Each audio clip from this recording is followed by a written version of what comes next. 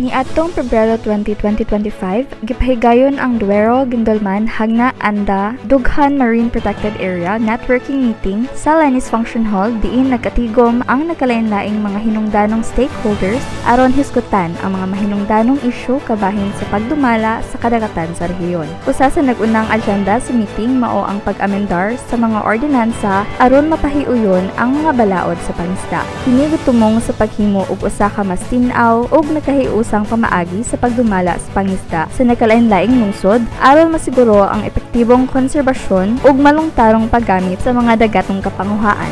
Representar usab atol sa meeting ang mga reports sa nagkalain-laing ahensya sa Mas Department of Environment and Natural Resources, Bohol Provincial Environment Management Office, Bureau of Fisheries and Aquatic Resources, Philippine Coast Guard, Coastal Law Enforcement Council ug mga representante gikan sa upat ka LGUs ug people's organizations. Ipasiugda sa mga report ang mga nahimong kalampusan ug panaghiusa nga paningkamot nga nakatampo sa katumanan sa mga katuyuan sa konserbasyon sa kadagatan sa rehiyon. Usa sa laing mahinungdanong hisgutan mao ang pagpanghimatuod sa Dughan Map, usa ka dakong lakang aron mas mapasayon ang koordinasyon sa pagpanalipod ug pagpatuman sa mga balaod sa dagat. Aron mas mapalig-on ang ilang mga inisyatibo, representar sa mga partisipante ang 2024 nga Work ug Financial Plan ug nagsugod usab sila sa pagplano alang sa 2025 aron masiguro nga mapadayon ang mas epesyente ug malungtarong estratehiya sa pagdumala sa kadagatan. Nagpakita ang maong meeting sa dakong bili sa panaghiusa ug kolektibong aksyon tali sa mga LGU sa Duero, Guindolman,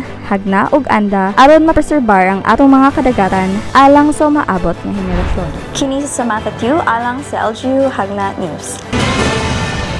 Niadtong Pebrero 24, tuig 2025, gipahigayon ang payout sa financial assistance alang sa mga barangay officials sa lungsod sa Hagna ubos sa pagdumala ni Mayor Joseph Ranyola. Ang maong hinabang gikan sa opisina sa atong halangdong presidente Ferdinand Bongbong Marcos Jr. nga gilaumang mahatag niadtong tuig 2024. Apan nadugay ang pag-payout niini tungod kay batch by batch ang proseso sa pagkuha niini sa kauluhan ug adunay mga requirements nga kinahanglang kumpleto una aron mahatag kini sa hustong paagi. Si Mr. Raymond Cuadra, ang Municipal Treasurer sa lungsod sa Hagna, maunta ang mukuha sa tseke sa buhatan sa presidente. Apan tungod sa iyang personal nga mga buluhaton sa lungsod, wala siya makauna sa pagkuha niini. Busa, si ABC President Joel Rosario na lang ang personal nga mikuha niini uban sa kumpirmasyon o pag-uyon ni Mr. Raymond Cuadra aron madala kini sa lungsod sa Hagna. Ang payout gipahigayon sa alas 9 sa buntag ug gisalmutan sa mga barangay officials, both elected ug appointed, gikan sa 33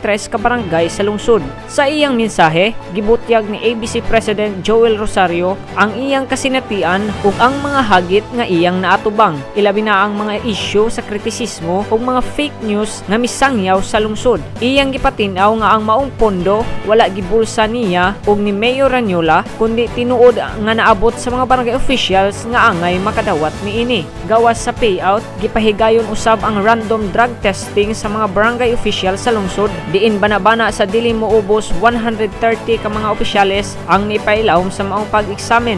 Apan ang mga opisyales nga nag-edad 50 anyos pataas eksentado sa maong drug test. Kini nga inisyatibo nagpamatuod sa tinguha sa lokal nga pangamhanan nga masiguro nga ang mga public servant sa Hagna gawas nun sa ginadiling droga ug mahimong matinud-anong modelo sa ilang mga lumulupyo. Dugang pa aron mahatagan og kasayuran ang mga barangay officials mahitungod sa dagan sa pangamhan sa lungsod sa Hagna, ang mga department heads nagpresentar sa ilang mga programa o mga kalambuang naangkon sa lungsod ubos sa liderato ni Mayor Joseph Ranyola. Ang maong payout usa ka pamatuod sa transparent o matinud-anong pagdumala sa pangamhan sa lungsod sa Hagna, pinaagi sa suporta sa nasyonal nga pangamhan o sa panaghiusa sa lokal nga liderato sa pagpangulo ni Mayor Joseph Ranyola. Mapadayon ang serbisyo nga tinudanay ug makahatag og kaayuhan sa katawhan. Kini si Jumar JS Bakang alang sa LGU Hagna News.